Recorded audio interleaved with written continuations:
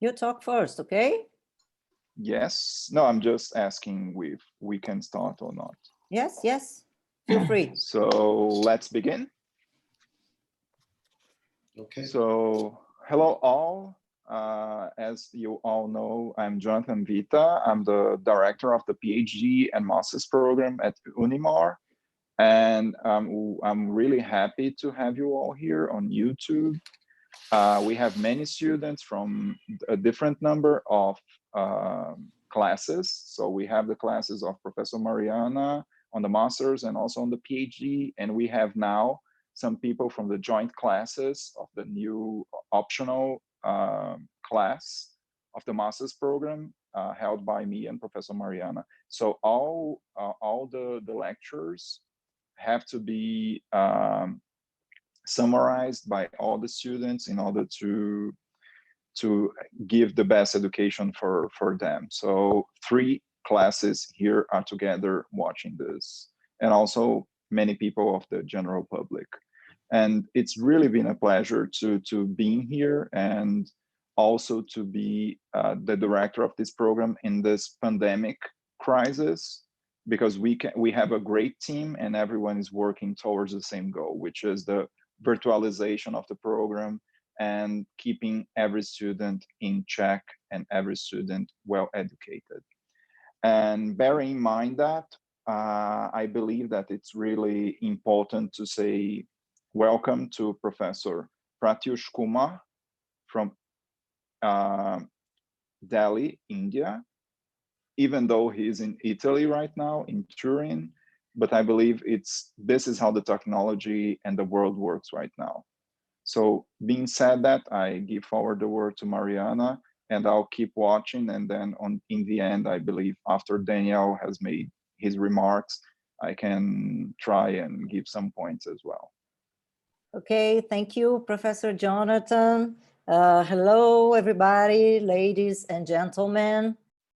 For those who don't know me yet, my name is Mariana Santiago, and I am professor in the master's degree and doctorate in law at the University of Marília. Now we are formally starting our weekly event called Dialogues on Development, Company and Society. It is an event originally thought to my dear students in the University of Marília, but now it's completely open to all law communities. So welcome everybody. In fact, I think it's a good way to stay in touch and learn a little more in these times of pandemic, beside all of this. So I hope you all are well and safe, and please stay home. Today, it's a pleasure to have with us Mr. Pratyush Kumar. He is from India, as Professor Jonathan told us, but now he's living in Italy for professional reasons, the doctorate at University of Eastern Piedmont. I don't know if I tell it right, but I think it's like this, Piedmont. We have training a little, but I'm not sure. It's not so easy. Okay, let's go. The lecture of Mr. Kumar will be about Peter Häberle on constitutional theory. And I have to tell something to you. Professor Häberle introduced me to Mr. Kumar, saying that he is one of researchers who best understood his theory. So lucky us, Professor Mr. Kumar, that you accept that invitation to be here today. It's an honor for us. I would like to mention the presence here of my dear colleague, Professor Daniel Barile from University of Marília. Daniel will discuss the topic with us because it should be a dialogue. We can make some questions, and I have to mention the presence of other professors too. professor and students of Catholic University of São Paulo. It's one of the most important universities in Brazil. They are today led by Professor Maria Helena Braceiro and Professor Débora Lambert. I have to say a special thank you to Professor Maria Helena Diniz and her International Institute for all the support to this event and to me personally. Thank you, Professor Maria Helena Diniz. And I would like to mention the presence of all the friends here today. Thank you, Paula Tomini, Director of the Lawyers Institute of São Paulo. I think it's the most important institute for lawyers in Brazil. Thank you, my friend Lucia Rego from Brasilcom. It's kind of association for consumer lawyers and professors. I have a researcher from Peter Häberle to Luciana Souza from Milton Campos Law School. Thank you for being here, Luciana. We have students here from different states of Brazil. I have to mention it. São Paulo, of course, Minas Gerais, Mato Grosso do Sul, Paraná, Piauí. My friends, thank you all for the presence. And so finally, I wish everyone a great experience. I'm sure we have lots of things to learn from Mr. Kumar. Mr. Kumar, feel free to start your lecture when you want, and don't worry about the time. Thank you again.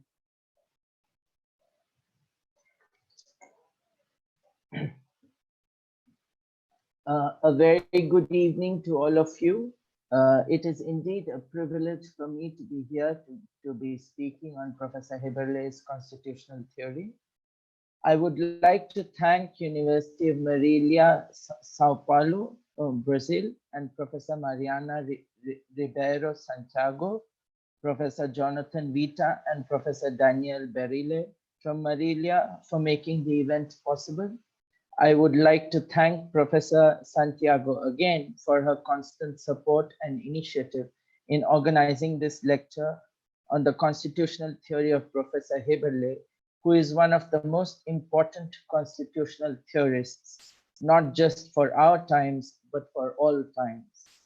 Above all, I would like to thank Professor Häberle himself for placing his trust in me. I would also like to thank Professor Mahendra Prasad Singh, the then editor of the Indian Journal of Public Administration, to carry such a detailed review essay, perhaps the longest in its history of 65 years. My lecture would be mostly based on this published paper, but shall include some other reflections which would be included in a paper to be published in honor of Professor Häberle and kindly included by Professor Marcus Kotzu. The questions and comments I would receive today would be instrumental for the article I would then submit for the Argumentum Journal of Law in August. I would like to thank Professor Maria Helena Diniz for her letter to Professor Häberle, which would be read out at the end of the event. Last but not the least, I would like to thank my teacher, my guru, Professor Jörg Luther, to make all this possible. Thanks are also due to my University of Eastern Piedmont, Alessandria, Italy, which makes my stay in Italy possible and to pursue intellectual labor uninhibitedly. Sinara Lacerda should be thanked for her assistance with YouTube.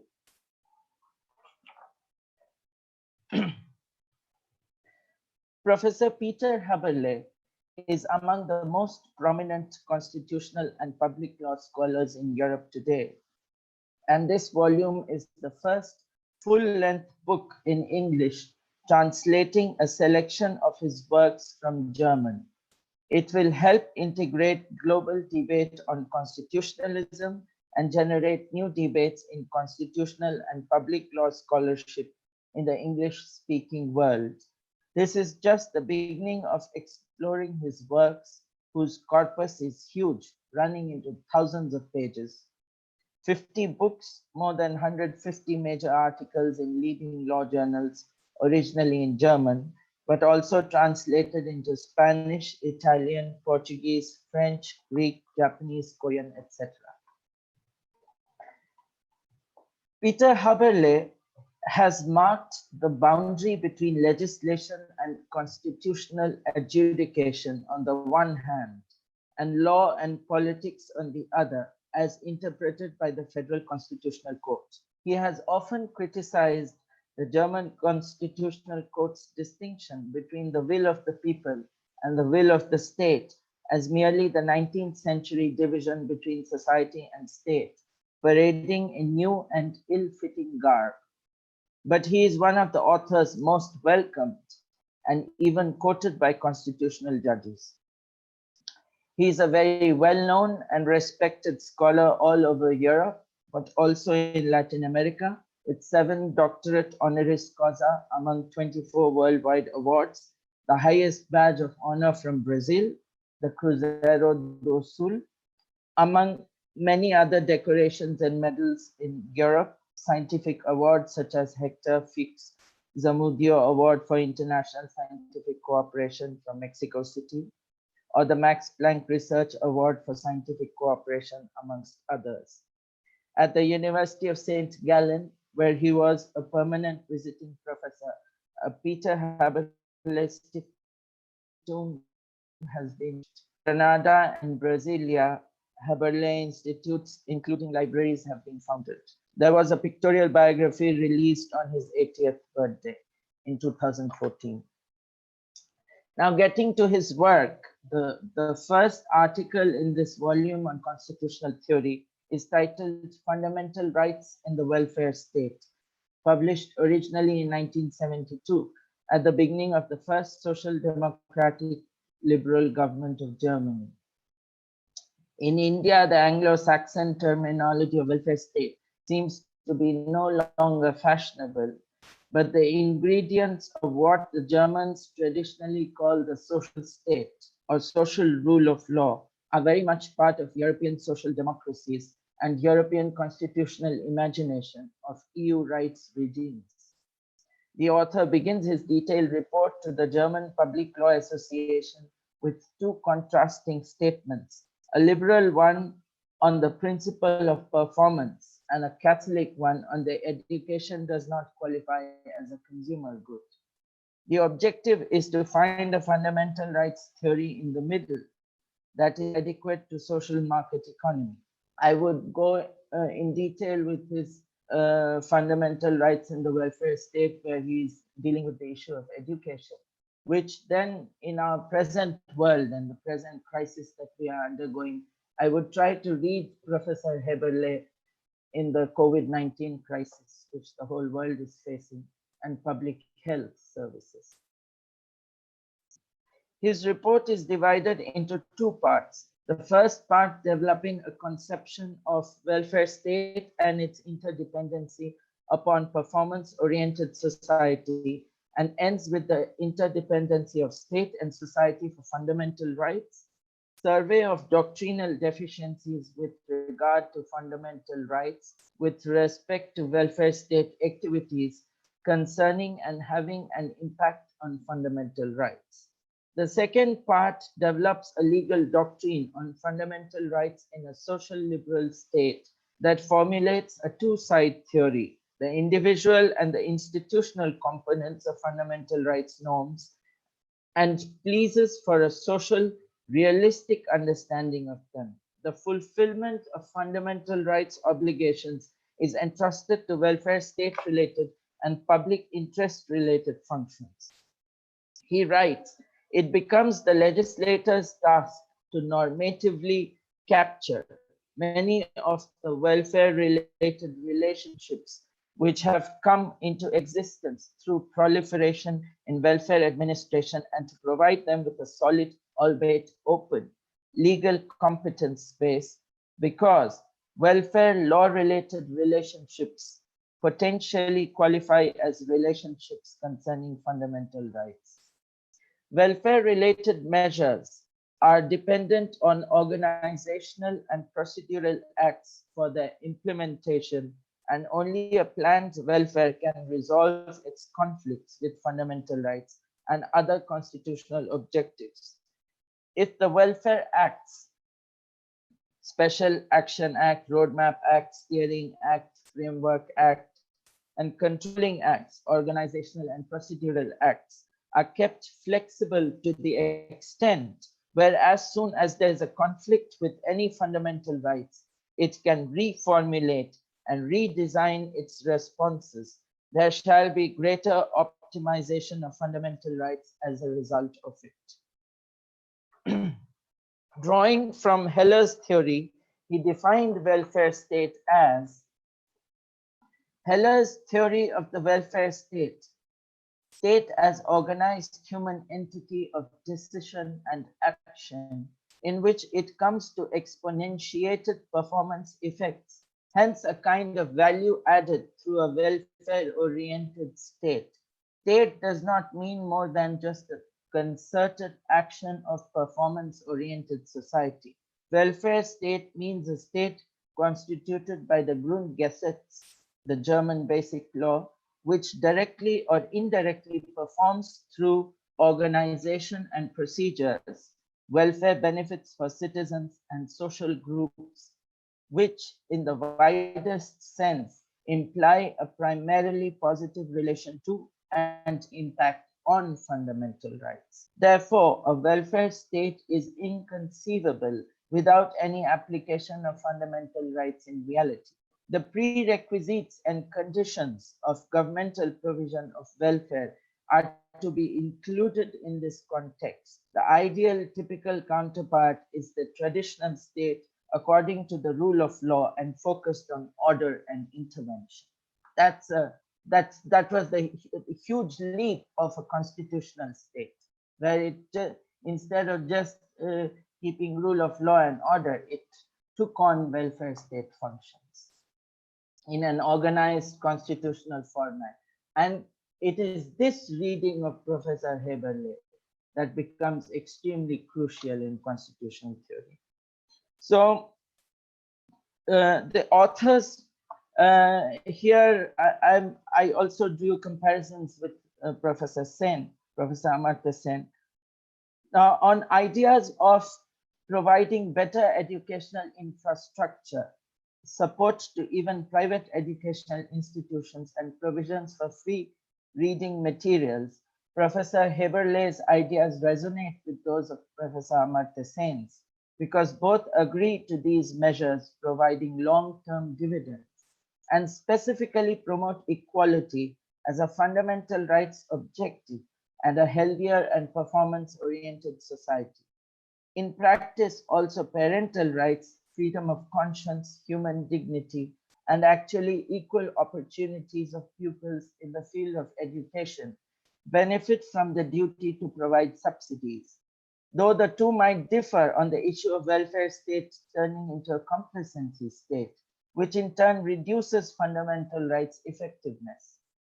In the Indian condition, providing free grains to every poor rural household instead of ensuring sustained availability of agricultural work with legal enforcement of minimum wages has deepened the Indian agricultural crisis due to the resultant rural labor unavailability or shortages or reduction in rural labor productivity, thus increasing agricultural cost of production, rise in agricultural prices, depeasantization, excessive migration into cities with disease, malnutrition, and urban poverty, resulting in a decrease in fundamental rights effectiveness as a whole.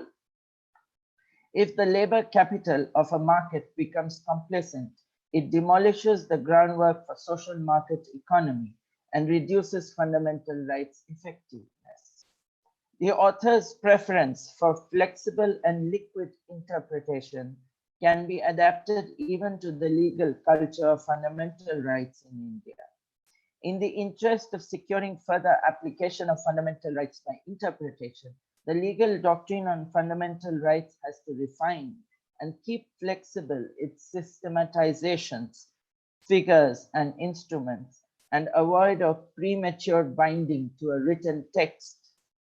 This has been the silver lining of Supreme Court of India's interpretation of Article 21, right to life, of the Constitution of India, that produced a flexible judicial legislation in the entire environmental jurisprudence of the country, apart from reading it to include fundamental rights to education, right to human dignity, right to food, and even right to sleep. Right to adequate sleep was held to be a fundamental right. Nevertheless, the openness of interpretation should not be confused with an invitation to judicial activism. I believe that these same formulations in which I'm trying to read Professor Häberle for India, same might be also true for Brazil, where in its environmental jurisprudence, this flexible judicial legislation might be might have some desirability, I would say, and in terms of providing the fundamental right to education in the outlying regions, and of course, right to human dignity. And it is in the right to human dignity that access to public health becomes extremely crucial in these times. In countries which might have a fundamental rights regime and liberty, but not welfare state functions, it might be a huge disaster. We might have examples going on around where if the state has not taken public health functions, it has led to huge catastrophic disaster, and we are still facing. So I think Professor Häberle becomes extremely relevant. I think one of the questions I received was about this, that what might be the relevance? The relevance is in public health, and one has to understand that insurance cannot replace public health function of the state, of a social state, and a state with which all its citizens have a sense of affinity, even a constitutional affinity, where constitution becomes a culture, or the constitutional culture of Professor Häberle. So if health is not insurance, or insurance companies can be given additional incentives by the state, but insurance companies by themselves cannot replace the state function to provide public health. And public health, not just in big city centers, but public health in rural areas, in the hinterland, in district or regional centers, in village health centers. And there has to be a proper accountability, because and it's related to human dignity as well. Unless this effectiveness of public health is done, we would even lose economically in the long run. So in terms of intensifying the fundamental rights effectiveness overall, it would be a huge loss of face for any state which does not take these the function of public health in a Häberlean sense to provide public health in a welfare state. This becomes Professor Häberle's, in my understanding of Professor Häberle's writing, his relevance for public health in our present COVID crisis. And it relates public health as a right, as a fundamental right, then the issue of human dignity, that a person who is sick, it is part of the dignity of that person to get health care facility. And if the person is deprived of this healthcare facility, then it does not augur well for the dignity of the state itself. So now I would like to quote him where he's drawing from Karl Popper's open thesis.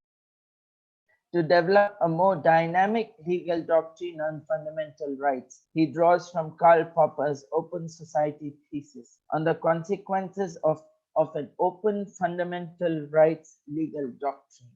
In the welfare state under the Grundgesetz, German basic law, the fundamental rights set out a developing liberal overall status encompassing state and society. There are structural constitutional guarantees. The welfare state and welfare law component accrues to the fundamental rights nowadays. It needs freedom through the state, from the state, and freedom to the state. So it's also freedom to the state and not just freedom away from the state. The author revised the status theory developed by Georg Jelinek. He criticized the liberal dominance of status negativus and opposed a democratic view of status activus as basic status of participation in and within the welfare state. This status is developed into a status activus processualis, though through procedural rights, and produces the benefits to be distributed in the status positivus. This in terms of constitutional theory is an additional contribution of Professor Häberle, that how we don't just need status negativus, that yes, the state would not take away liberty, but in terms of liberty, but also in terms of human dignity, or in terms of private school providing education, but would also make active help for such education. Now, when you do active help, he then points out that active help needs another status of having a process. The procedures, the structures of such procedures also need to be put in place. Now, the same we can read for public health crisis that the whole world, it's the whole humanity which is facing. Now, that also brings us to the question of solidarity. Solidarity as a constitutional as a constitutional aspiration. Now, I had a question from Professor Santiago. She started that solidarity is only possible among those who have same dreams, the same purposes. Now here I would say that there are dreams and purposes. Now, if solidarity could be political, but solidarity is also constitutional. And I think in the view of Professor Häberle, solidarity would be constitutional. And this constitutional solidarity is further emboldened through this structure of status activus processualis, and making the structures of the state in place for welfare state functions, and that increases the fundamental rights effectiveness, because the aspects of human reality which cuts across the distinctions which we have built ever since human settlement. We have built so many distinctions, because distinctions of nationality, language, religion, region, caste, creed, so many things. But all these, apart from all these distinctions, we also have the common solidarity of fellow humanhood, that as fellow humans, there are also common aspirations. It's not, for example, aspiration for human dignity. Everybody aspires for dignity, irrespective of their background. This is one example. And it is the role of the constitutional state, because we have constitutional states. It becomes the role of the constitutional state for encouraging and inculcating a sense of solidarity amongst people. We can ensure equitable access to resources, but we cannot ensure equality of results. That's another problem of states today, and constitutional states also, because then it brings us to an even larger debate of trying to balance between concepts of liberty and equality, for example. So now this essay, I would like to conclude this part of the essay that with his quotation: fundamental rights subject to the welfare state's economic capacity, or welfare state subject to fundamental rights. The latter comes first, but needs a realistic correction. In the name of welfare rights, limitations upon economic rights shall not be intensified in a manner which eliminates the incentive to perform and to produce the goods that could be redistributed. Concluding, fundamental rights and welfare state are linked in a very vulnerable manner. Ultimately, the welfare state is entrusted with the performance of its citizens in terms of fundamental rights. Now, if people are not given their human dignity, which includes the right to health, if they are not given the right to health, how would it then be a performance-oriented society running its economic machinery? That again brings us back to the same debate of how and why the social state function of which includes welfare state functions of education. And additionally, we read him in public health in our present day crisis. Now, the next essay is the Open Society of Constitutional Interpreters, which offers a contribution to a pluralistic and procedural constitutional interpretation. The purpose was to free constitutional interpretation from being a hostage of a closed community, lawyers, judges, law professors, that admits only the two questions of role and goals and methods, adding a third question of who are the participants of constitutional interpretation to be answered by a model of Open Society of Constitutional Interpreters adapted from Karl Popper. Karl Popper theorized open society in a political community. And Professor Häberle has put this open society in terms of a constitutional community, where the open society becomes, open society becomes the reason for the constitutional function to ensure that the open society exists.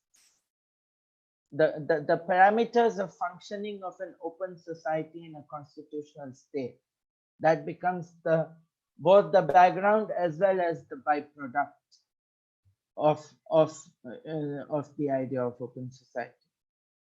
And there, of course, Karl Popper was critical of both the extremes of left rhetoric and right populism. So we find those elements being embedded in the constitutional philosophy of Professor Häberle. Now, there shall never be an exhaustive list of constitutional interpreters. All citizens are entitled to participate to such interpretation, and no one can be excluded from the process. It can be defined as follows: whoever fills a norm with life is equally involved in co-interpretation. Any update of a constitution, regardless by whom, is, at the very least, a piece of anticipated constitutional interpretation. Anyone who lives within the scope and with the circumstances governed by the norm is indirectly and possibly directly a norm interpreter. The addressee of norms is more strongly involved in its interpretation than is generally believed. Active citizens as public participants are a must for any interpretation of constitutions. A couple of religious freedom.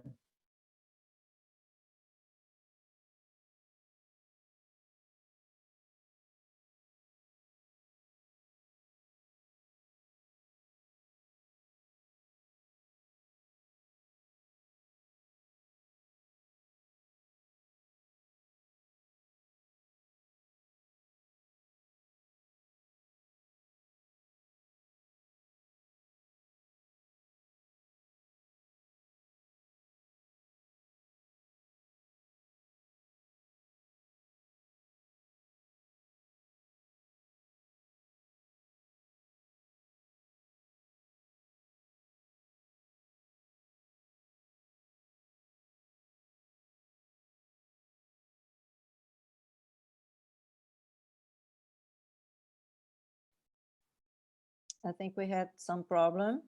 Let's wait a little. Yes, I believe he's not online right now. I believe he might have fallen.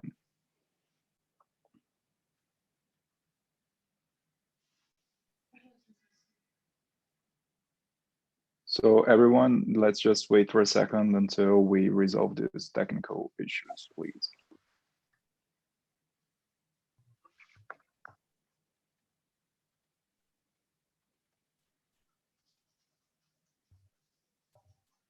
And in any case, so far, I have to say it's been really interesting to see all the ideas and also the connection that the thought of Professor Häberle has against the current state.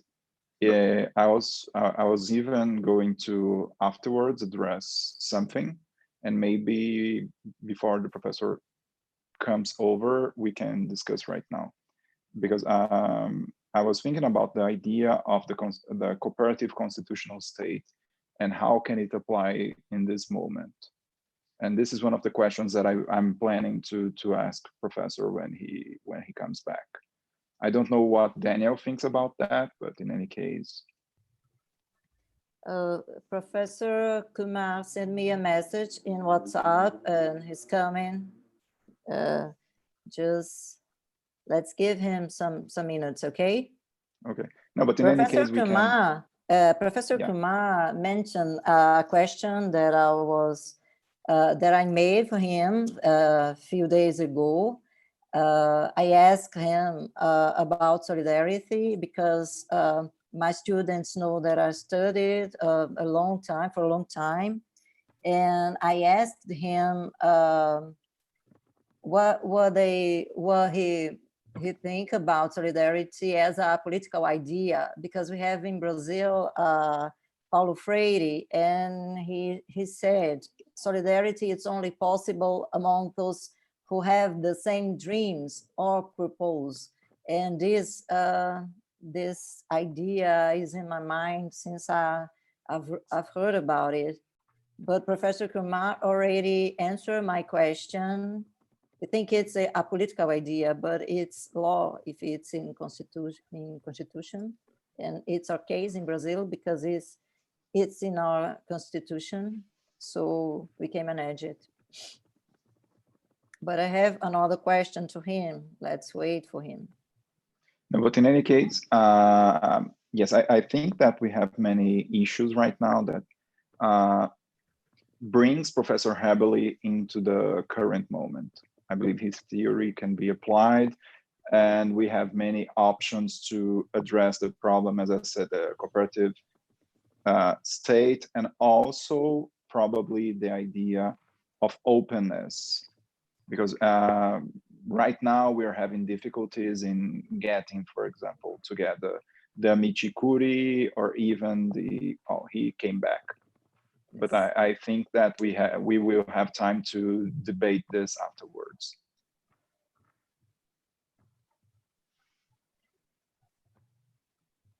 Hi, Professor Kumar. Welcome back. The audio.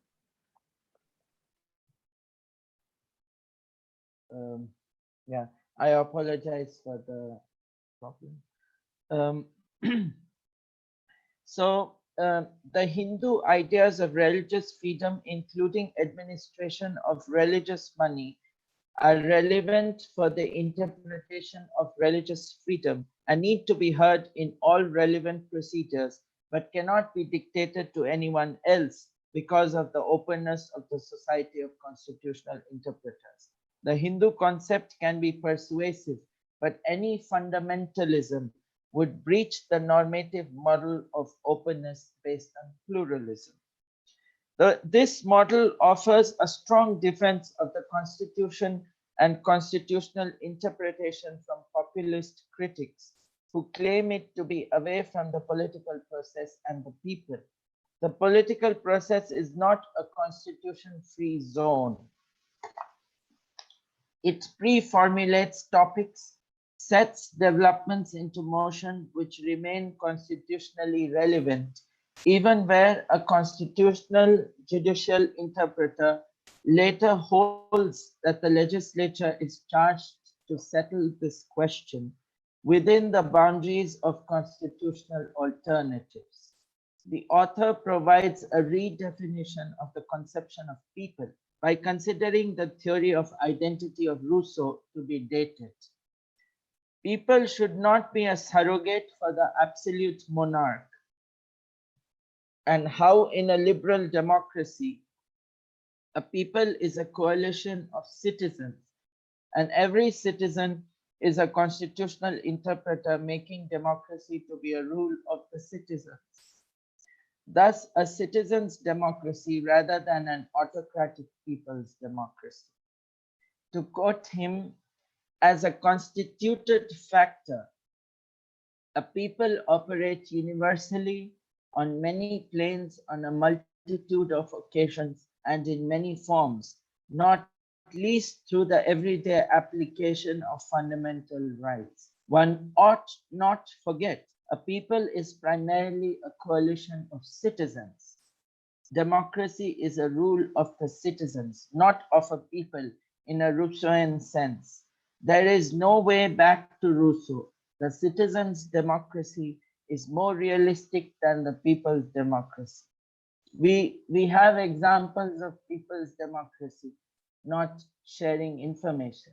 So that also becomes an issue, because if it's a citizens' democracy, then you cannot restrict information.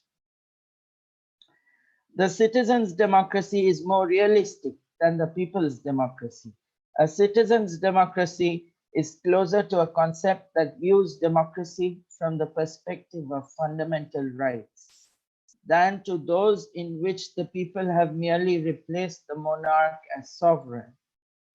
This view is a consequence of the qualification of the populist term people, a term all too easily misunderstood. Fundamental freedoms, pluralism, not the people, thereby become the point of reference for a democratic constitution. This capitist diminution of the crypto-monarchical conception of a people is characterized by citizens' freedoms and pluralism. So now we come to his essay on human dignity as foundation of the constitutional state and the political community, where he identifies how human dignity is an enshrined constitutional principle through Article 1.1, basic law of the German Constitution, but is not specified. Law enshrines principles through the UN Charter, UDHR principles, Constitution of UNESCO, ICC.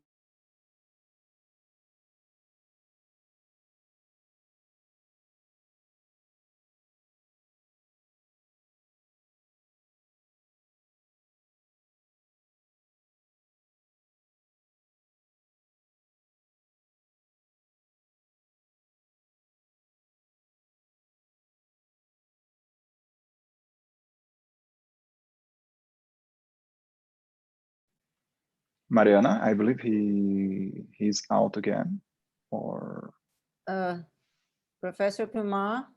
no, yeah, he's not I'm here. seeing in here, Okay. but there is no audio. There is no audio or even video. That's why I'm,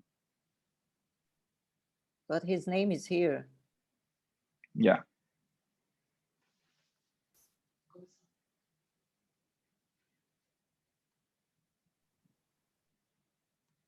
He may be experiencing some technical difficulties again.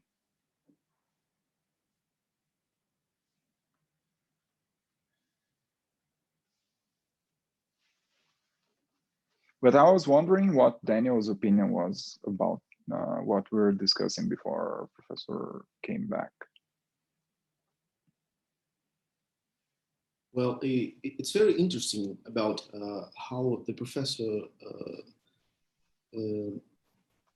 he directly studied the Peter Häberle theory, especially when he treats the theme of constitutional theory here in this crisis, you know, because professor has an interesting study about how the theories of Peter Häberle affect the constitution in India. So we can extract this for our constitution here in Brazil, many lessons about it. I richly recommend his essay entitled Peter Häberle on Constitutional Theory, Constitution as a Culture, and the Opening of Society in Constitutional Interpreters, which is very rich and important to we develop our studies here in Brazil. Thank I you, think Daniel. we have a professor's back. Yes, he's back. I think there is some network problem. I apologize again. So as far as ICCPR, the preamble of the UN Convention Against Torture 1985 and the Convention on the Rights of the Child 1989, human dignity clause got codified in the European constitutional law, last but not least through Article 1 of the Charter of Fundamental Rights of the European Union 2000. As far as the interpretation of the actual constitutional text is concerned, the Weimar Constitution of 1919 already provided for human dignity clause, and if proliferated after 1940, and it proliferated after 1945 and 1989 for different German state constitutions due to its direct connection with the principles of justice.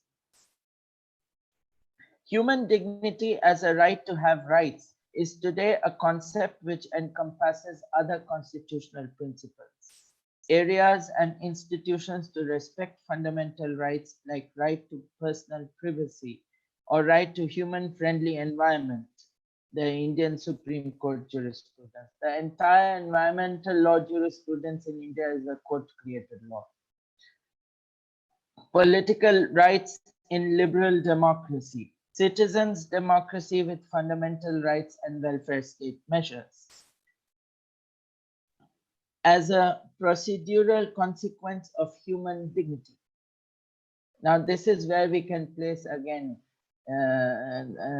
we can read public health. Labor movements, especially in the 19th century, as procedural guarantees of workers' rights. Mitigation of criminal law, issues of police atrocity, cruel punishment, torture. Claims for personal respect in end-of-life provisions, allowing passive euthanasia with or without advance directives, for example. Protection against endless judicial delays. Protection of the cultural rights of minorities, including the LGBTQI. And partial legal capacity of mentally ill or incompetent. Looking at Article 151.1 of the Weimar Constitution, and the diametrically opposite events of Holocaust which followed it. The concept is elaboration of a common trauma of humanity. 151.1 is of the Weimar Constitution is an exemplary and logical expression of this development. Human dignity adopted legal form, achieving a breakthrough in creating a constitutional term. Its further development to a universal constitutional basis is, of course, also owed to the parallel negative historical events, the Nazis' unprecedented disdain for humanity. These historical circumstances have led modern constitutional democracies to their present textual analyses and have morally guided the community of international states to their common acknowledgement of the concept of human dignity. Quote closed. This was Professor Häberle. Now, coming to the rationale of constitutions from a cultural science viewpoint. Now, this is part of his culturalist turn, this essay. The author explains in a self-reflective mode of a grand intellectual project suited for an academic in his twilight years. The text of the Constitution alone cannot ensure a successful practice of constitutionalism in a state, even when there is hope for constitutionalism in international law, and now a much threatened pan-European concept of a common European constitutional law. Legal and political cultural matter for the understanding, use, and outcome of constitutions. For tracing cultural science, he goes back to Roman antiquity, starting from Cicero to Jacob Burckhardt, Culture of Renaissance, Ernst Gehlen, Cultural Anthropology, Max Weber, Political Culture, Rudolf Sment, Constitution and Constitutional Law Scholar, 1928, Heller, Fundamental Rights as a Cultural System, Political Science as constituting a cultural science is Staatslehre. Culture shall never come alone, being nowadays differentiated at least in three forms: high cultures, truth, goodness, and beauty; folk cultures, which includes indigenous cultures; and alternative, including even pornography; and subcultures, even countercultures, labor movements. The concept of culture should not be legally defined, but always include pluralism, conservation, which includes customs, and innovation, creativity. One implicit referral is to ancient Roman constitutionalism and the model of mixed constitutions during the Roman Republic. The legal positivist inventory of the elements of constitutions opens with a preamble, followed by fundamental rights guarantees and state organization, followed by concluding and transitional provisions. Now, writing on the German understanding of constitutions, to quote Professor Häberle, a constitution has very specific functions. It not only limits and controls the exercise of power through the judiciary, but also establishes and legitimizes power through elections. It constitutes procedures for the resolution of disputes, for instance, through parliament. It divides areas of competence and organizes institutions charged with determining and specifying particular tasks along the three state functions. Constitutions establish a cosmopolitan social liberal state as constitutional state of cooperation. Article 24 of the Basic Law. In the cultural constitutional law, constitutions, for instance, through educational goals in schools, similarly promote a thin set of fundamental values that culturally ground an open society, such as tolerance, respect for human dignity, sincerity, democratic convictions, and environmental consciousness.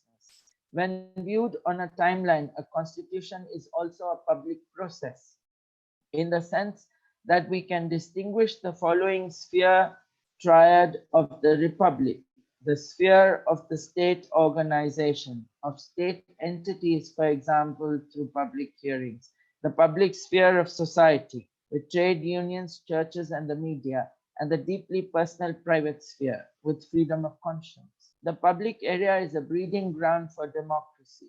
Although ever since Hegel, we know that in the court of public opinion, everything is concurrently true and false. First and foremost, however, a constitution is the embodiment of culture. So in a lighter vein, that what is fake media could also be true media. And what is true media could also be fake media. in a lighter vein. The author has identified 6 elements of European legal culture. In the 2500 years since Cicero that he has read it, that its identity formed from 2500 years of historical legal development and philosophical foundation, starting from classical Greece and Rome, reminding us of Cicero, along with contributions from Christianity and Judaism. Scholarship, the legal doctrines such as conditio in era of Rome till Middle Ages, refining further in the scholarship of Immanuel Kant and Max Weber. Judicial independence with separation of powers, the third. Fourth, religious and ideological neutrality of the state.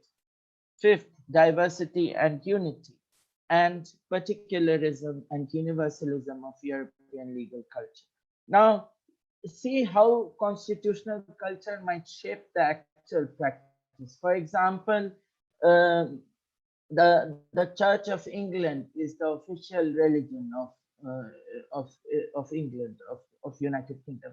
But for all practical purposes, it functions like a secular state, giving absolute religious freedom to British citizens. So it is the constitutional culture of a particular society which shapes, despite having a state religion, it gives freedom to its citizens to abide or not to believe in any religion, for that matter. Whereas there might be other states having state religions where it might not be as desirable an outcome.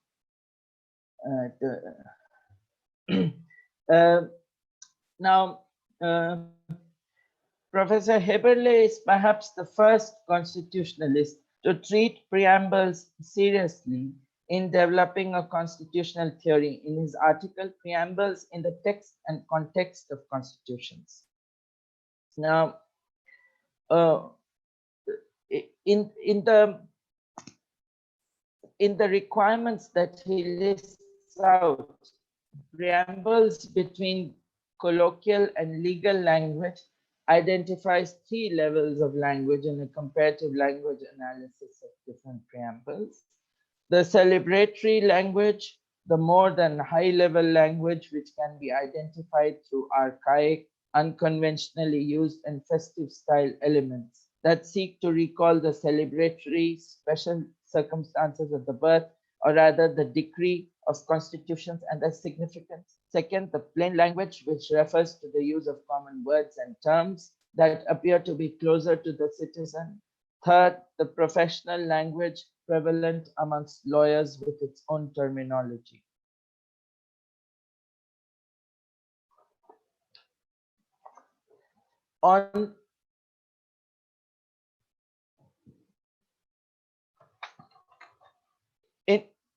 In the constitutional theory analysis, he explains the functions of the preamble for constitutional culture: communication, integration, and the possibility for identification. Now, often preambles, they start with "we the people." Many of the modern constitutions, this of course, They followed, including the Indian Constitution, followed the American model of we the people of India. So it brings a sense of identification amongst citizenry with this celebratory language. So that communication, this preambulatory communication becomes very crucial for the identification of citizens, which they have with us, with their constitutional state. Communication, integration, and the possibility for identification, internalization for the citizens are the primary functions of constitutional preambles, thereby legitimizing the constitutional state. To preambles, the citizen and not the lawyer is the point of contact. It shall be shortened here to the keywords: Constitution as legal fundamental order of the state and society. Constitution as a public process, as a framework for renewed harmony of citizens, of legitimacy, limitation and rationalization of state, as well as societal power, and as an expression of the cultural development of a people. This legal and cultural science understanding of constitutions proves itself specifically in the analysis of prayer.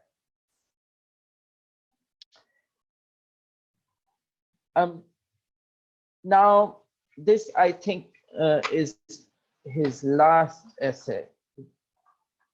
His last essay in the volume is The Jurisprudence of European Law, Viewed as a Cultural Study. This becomes not just with Brexit, but also with COVID-19 pandemic and the already undergoing financial crisis, and what might unfold in the next months and years would be very crucial for both European unity as well as the future of the world, because I have written in my own reflection that how this European solidarity and the European social state is today the Gandhian moral exemplar, where it provides as much as possible human dignity to its citizens and this identification with the state to take care. It also does not mean that people have stopped performing. So the performance-oriented society, the implications for a performance-oriented society have also not been done away with. It's a brilliant model for the world to emulate. The jurisprudence of European law, viewed as a cultural study, is the most recent and a characteristic miniature of the late works of the author. It offers a patchwork of his own theory, traditions, and innovative ideas, an overview of his thought from a historical triad of academic study, political science as cultural study, constitutional jurisprudence as a cultural study, and finally, the study of European law as a cultural study. One could think in terms of in the evolving ideas of rights and obligations of there being a European citizenship, but in terms of cultural identity, there is a European cultural identity, but only an evolving European citizenship, because European citizenship has not really evolved because it's still not a federation. It's a unique legal creation. So a European citizenship might be an aspirational model. But for now, there are individual states. There are individual state citizenship, but there's also something called European for someone belonging to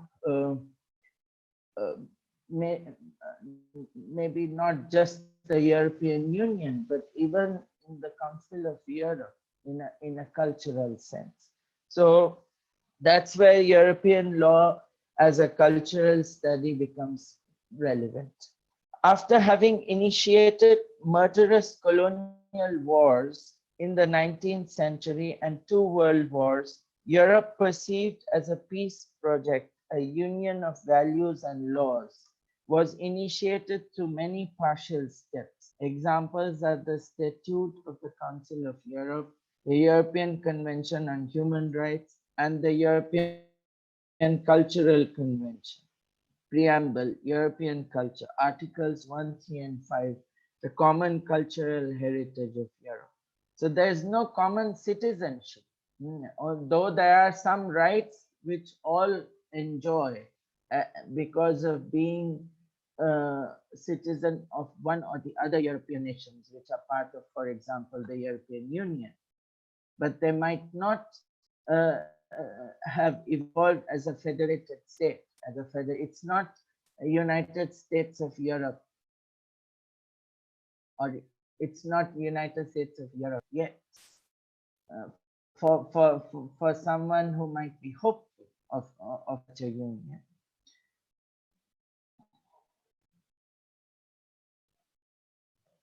If one asks what is Europe's union without a single written constitution and takes for the answer European legal studies as cultural studies, the term constitution does not only signify a legal structure for legal scholars to interpret according to their old and new techniques. It is of greater importance as a guideline for legal lay people, for citizens.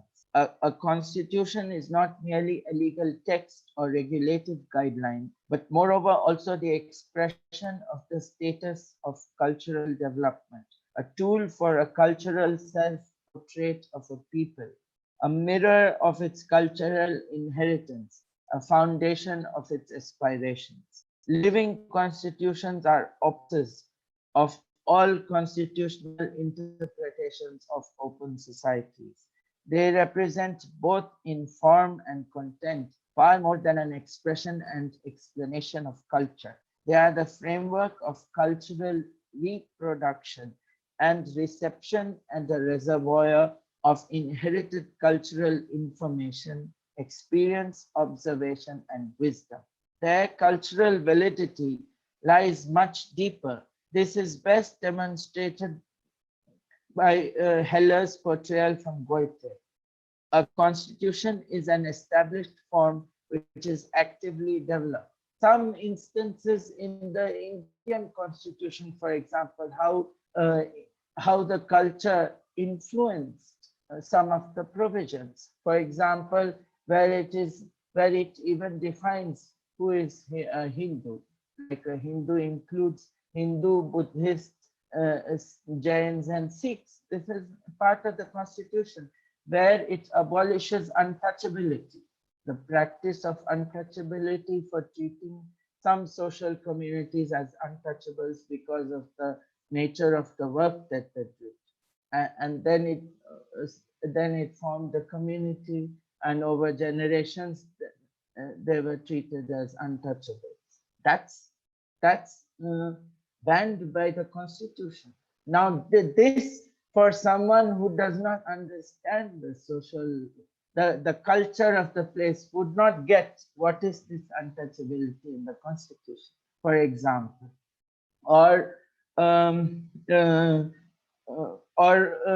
in the directive principles of state policy, there is a provision which restricts cow slaughter. Now, cow is considered to be sacred in the Indian cultural discourse. So even though it's not, there are state legislations on it banning cow slaughter, but there is no, why did this provision become part of the constitution in the first place? Because there is a cultural element behind it, that for a large majority of people, they might consider cow to be sacred, which is why it needed to be given some form of cultural respect in order also to keep social harmony, because unless the culture of a place changes, of course it can be the other way around also. For example, in a lot of jurisdictions, there has been massive unacceptance of the rights of sexual minorities, for example. But the rights were enforced through the constitution, through the constitutional process, which then changed the constitutional culture of a particular state or a particular society through the constitution. So this process can be both ways, and their culture becomes crucial, and that is a very important lesson we can draw from Professor Häberle. Now, he betrays, to conclude his part, his constitutional theory, he betrays his idealist hope for Europe, not just for Europeans, but also for non-Europeans, when he concludes with a sort of mission statement in this last essay. For the next generation of public lawyers, a north-south gap between EU member states or tensions between Eastern and Western Europe must be prevented. We must promote the next generation of legal scholars, academics who have lived with the certainty of Europe's cultural gifts, for example, through academic exchanges and travel through Erasmus programs.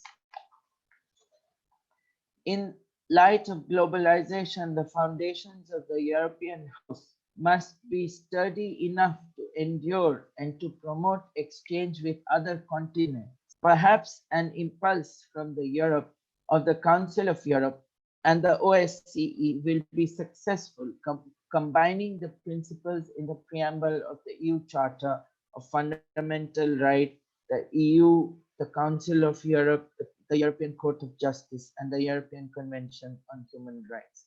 We need a European cultural initiative.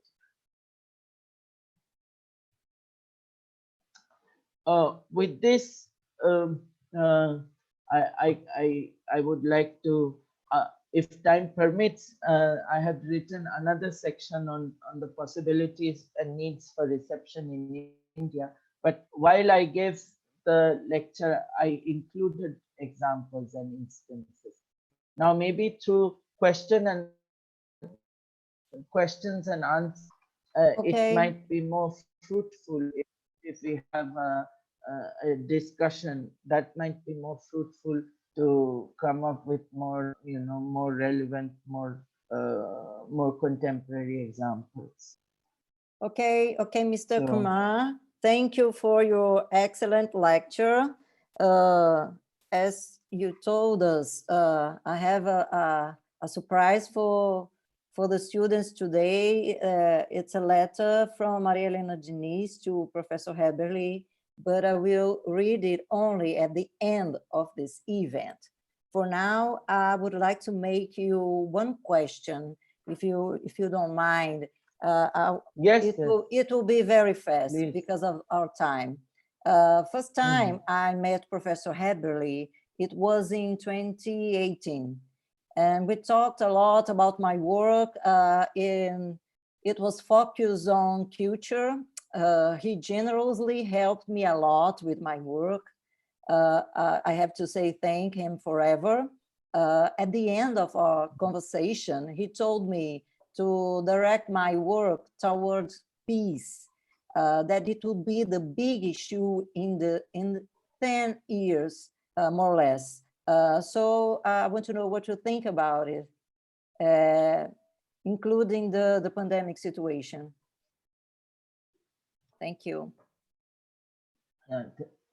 Thank you for the question.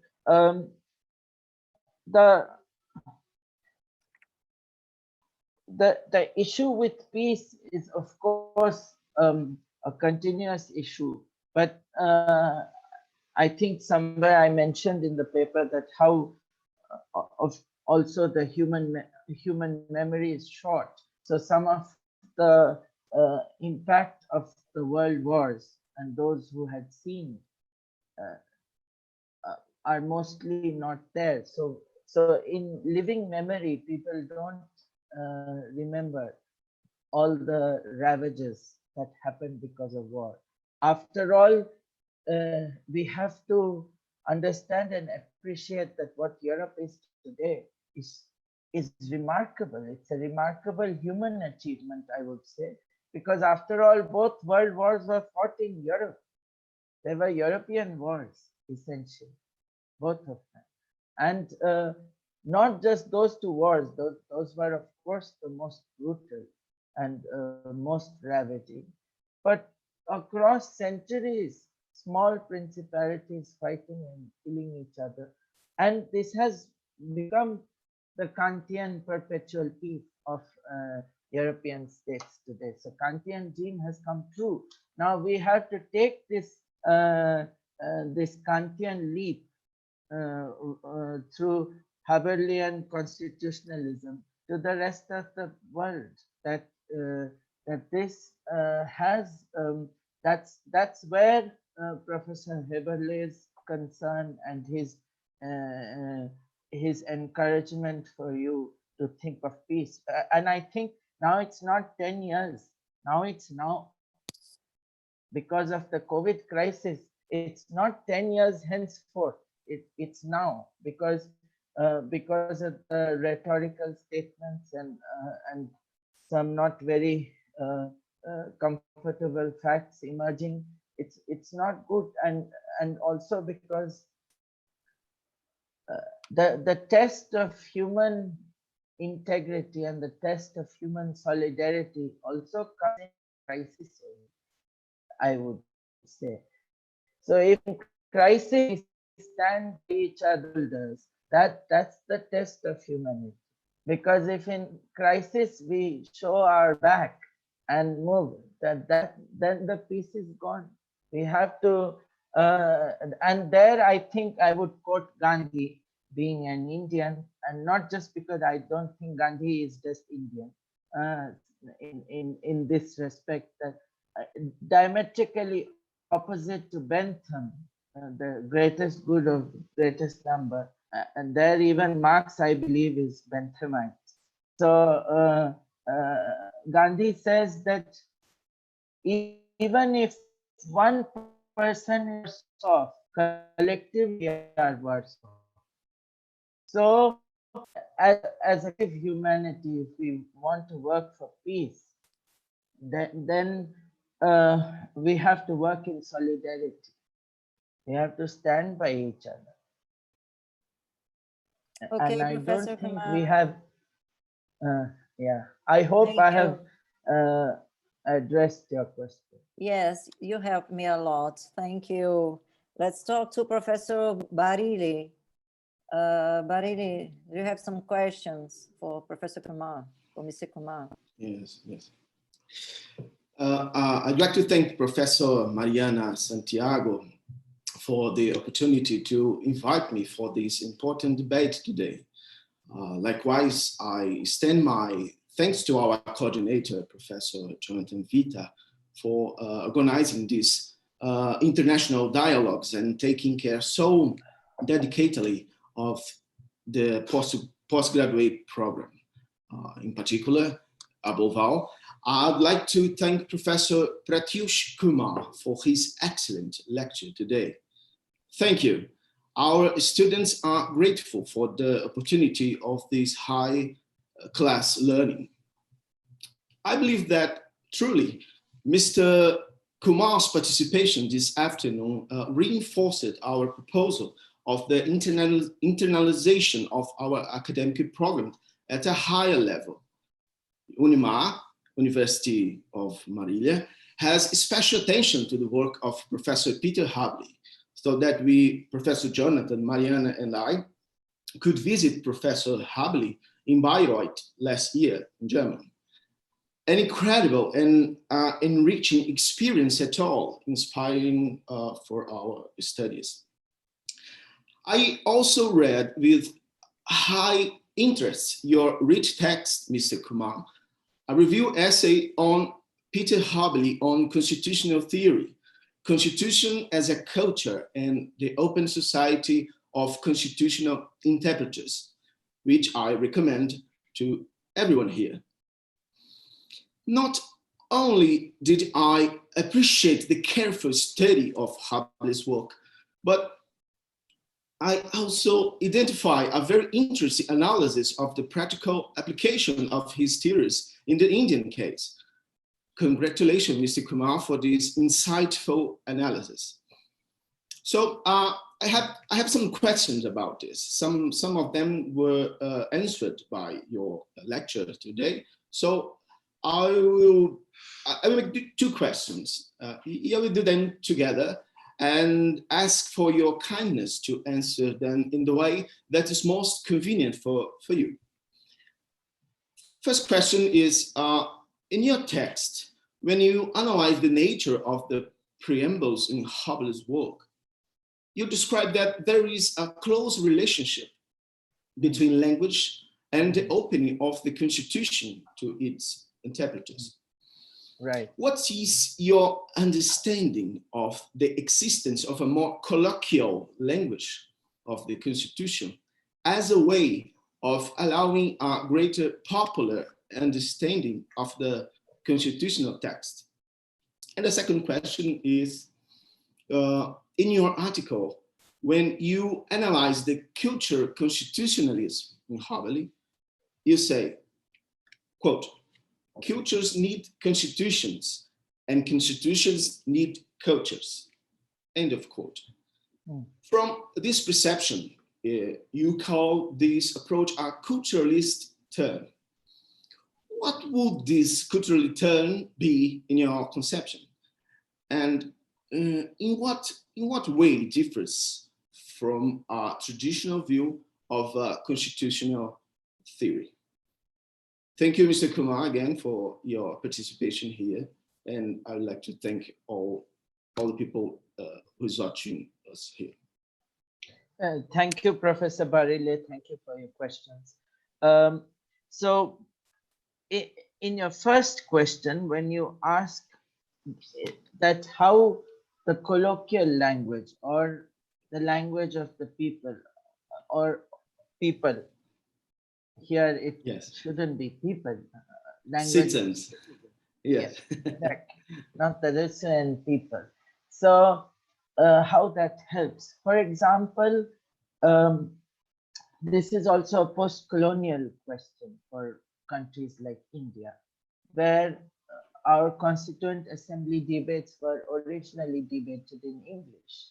And then the Constitution was first drafted in English.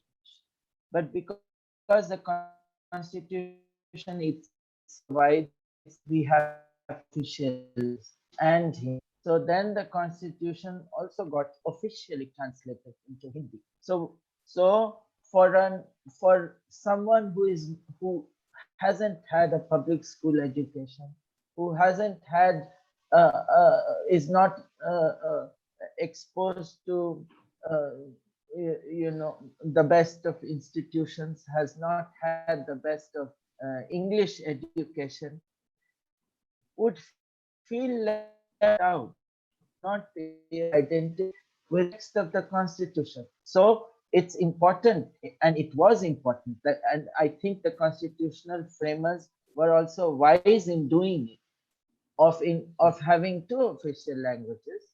Of course, I would say that in addition to the two official languages, we have to the schedule in the Constitution, we have 23 I would say national languages, though a common understanding is that 23 enlisted languages.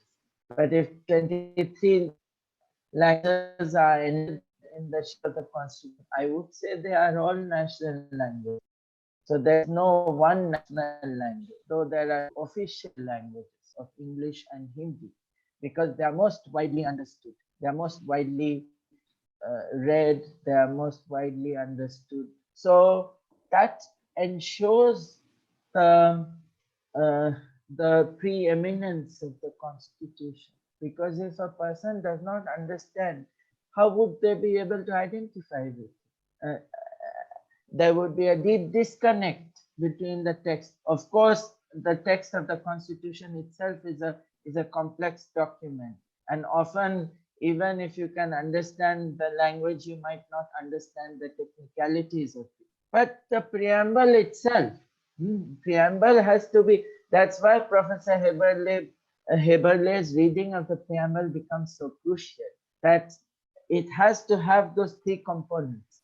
And if those three components are there, it can be read, understood by all citizens. And that ensures both the respectability as well as the relevance and the importance of Constitution. Then your next question, it's actually that three questions in that one question. So I would try to address all of them. That how cultures need constitutions and constitutions need cultures. Now, I think I tried to address this in the last essay when I was talking in terms of giving you some Indian examples, that how some cultures, in order to protect, for example, language cultures. India has about 400 languages. Only 23 are enlisted. And there are so many classical languages. Now, if those languages, and then in the 1950s and early 60s, there was states reorganization based on languages. There was a linguistic reorganization of states. And that was constitutionally mandated. And that shows how cultures, to sustain themselves, cultures as languages, needed those constitutions. I'm giving you a very specific Indian example here. We can, of course, translate these examples in other jurisdictions as well. And how constitutions would need cultures. Now, these cultures, unless there's a constitution, there's also the example of the English, British constitutionalism. They have a state religion, but if the practice is not of religious fundamentalism, then there is freedom of religion or no religion. There, the constitutionalism or the constitutional culture is drawing itself from the cultures of people, cultures of citizens, cultures of different groups of citizens. This becomes the culturalist turn, where the pure legal constitutional reading in 18th, 19th century, there was also a rise of positivism. So everything was seen that law is cut and dried, and it is also bereft of the background. Of the background cultures, but that's not really, that's where Häberle is going deeper, and that's also where we also have to, another Häberle can be a counter to Schmidt when he speaks of political theology. Then it's actually that's also culture, but that culture can be devastating. When you bring when you bring in terms of friend and enemy, if you look at the Constitution. Now, Häberle is our antidote, is the vaccine to Schmidt. That becomes the culturalist turn. And then, to my understanding, and as I have understood Professor Häberle, That's my conception in your question. Then how it differs from the traditional constitutional theory. As I said, that this is, first it was the natural law theory, then it was Austinian positivism, law as the command of sovereign backed by sanction. But we have, if we look at law like that, then that is rule by law and not rule of law. A rule of law has to be pluralistic, has to be even meek. There should be mitedza. There should, like in Matthew, how the meek shall inherit the earth. How can the meek inherit the earth? Just look at the meek Gandhi, the frame of Gandhi. He is the meek that Matthew is speaking of. How could he inherit and destroy the most powerful British Empire? That becomes the message of, I would say, the difference, or moving on from a purely legalistic, or the so-called legalistic, as devoid of the cultural paradigms which shape not just the text, but the practice of a constitution and constitutional state through its constitutional, of course, through the parameters of constitutional culture. Okay, Professor. I hope I have been. I hope I have addressed the question. Absolutely, Okay, absolutely. Thank you so much, Professor. Thank you, Professor Kumar. Thank you, Professor Barile. Professor Jonathan Vita, do you have any consideration?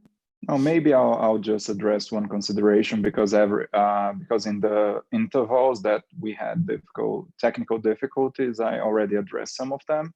But in any case, I believe that Professor Häberle is really contemporary right now, not only in his concepts, as I stated before, of open society and also the cooperative constitutional state. And also, I believe it's really important to address how everything is playing out right now, relating to COVID, obviously, but also relating to how the language is being formed right now. Because obviously, law use some technical terms, and I believe we cannot lose that. However, I believe that could be a more open and simpler way to deliver the message to the public. So the courts might have to, because of the modern society, because of the contemporary language, they might have to address that and not be closed down in those big legal jargons and all of that. And I would like, if possible, for Professor to comment on that. Meaning, do we need to simplify the language, or do we need to go even further and just, abolish the legal terms? I'm afraid abolishing the legal terms is also not a solution. The thing is that the functioning of the Constitution and the constitutional world has these both, which can be both its strength as well as its limitations. But also sometimes one word cannot really be replaced by another one. So we also have, that brings us to ordinary language philosophy of Wittgenstein. So we also cannot we cannot change or form. What is important is to have explanations. We can have simpler explanations for the citizens, and we can provide them with concrete examples of the functioning of a constitution. So examples they can understand, because it would affect their rights and their obligations on an everyday basis. That they will understand. If there's a regulation which says wear a mask, this they will understand what wearing a mask means. They might not understand that under what constitutional structure have those regulations been put in place? That makes it technical. Of course, we can also put those explanations more simply. So explanations we can provide, but we cannot replace one for the other. That's a problem of human culture. how we have developed knowledge. So sometimes you just cannot. You cannot. The moment you put simpler things or simpler words, it changes the entire discourse. So we need explanations. We need to have constitutional literacy programs, legal literacy programs, which can be, there you can have the status activus processualis. We can have Häberlean format to increase legal literacy and constitutional literacy. But we cannot replace the language of the Constitution itself. I'm afraid that's that might not be a very productive thing, because it then also becomes it becomes a site for abuse also, because those who would hold power, they can or those who would run the constitutional state, if it's simpler words, can also be given not very acceptable meanings, or not very acceptable. So all those things, that's why technicality becomes the problem of legislation. Explanations and practical examples can and should be provided to citizens. No, I'm really glad that you said that, Professor, because this to me is really one of the main problems, main contemporary problems that we're going to face, because legal reasoning in general is really rooted into a really classical form of writing and of applying knowledge. However, with the contemporary society and with the people not well educated, they have to understand the text, the legal text, and also the jurisprudence in general. And obviously, there is another aspect, which is we have terms that are univocal, meaning unambiguous. And because of that, we have problems in using those terms in a different context and everything. But I believe that a way to go is to simplify and give examples. I really think this might be the way to go, and I'm in agreement. I agree with you relating to that. And to add one more point, like Professor Häberle himself affords the preamble as the example. Now preamble becomes the introduction, and perhaps the most powerful statement of a constitution is its preamble. And preamble, if it is simple, but also synthetic, also pleonastic, then it would include all which follows henceforth in the text of the Constitution. So for an ordinary citizen, the preamble becomes extremely crucial. Excellent. Thank you very much. Yeah. Thank Mariana. you, Professor Kumar. Thank you, Professor Vita. Before ending, I will read to you the letter from Professor Maria Helena Diniz to Professor Peter Häberle. Wise are the words of Professor Peter Häberle on education. Education is essential for the country's development in all sectors. It is essential for transformation of Brazilian society. There is an urgent need for a change in the conduct of the state, of the family, of education institutions that guarantees the real recognition of the right of education as essential to social transformation, preparing future generations for the exercise of citizenship by enabling their qualification for work, providing knowledge of life, technical and scientific culture and critical sense. Professor Häberle proposed transversality, which is a methodology that seeks to promote knowledge of life, leading to an integral formation by adopting an open curriculum to the contextualization of the local, regional, national, and international realities, having citizenship as a central point and favoring the understanding of the Brazilian and Latin America realities. In fact, there is a need for a material and procedural theory that indicates not only the functions of NGOs and the means of their realization, but also the ways to avoid pressure on them by government.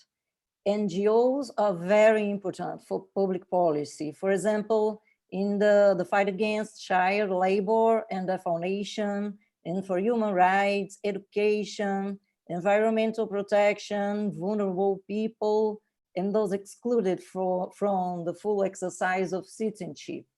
Professor Häberle also pointed out the serious political problem of civil disobedience, which, despite operating peacefully, allows a citizen or a group to act only according to their consciousness, protected by law.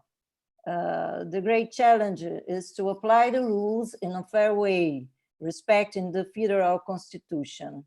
Arbitrary judicial activism should be avoided, which unfortunately has led judges to invade areas of legislature and constitutional power, creating a new law by interpretation and integration, for example.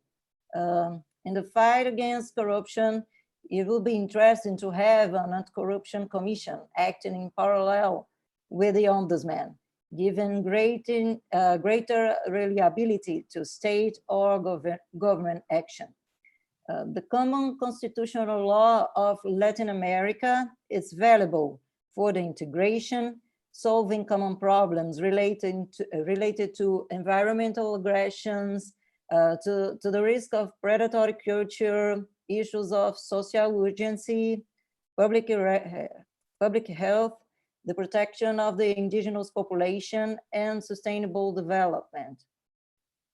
Professor Häberle, I register here my great admiration for the jurists who you are, above your contemporaries, for your sensitivity, which open new paths for humanization, which is only achieved as you teach in your monumental works, respecting values present in the federal constitution and fundamental rights of the citizen.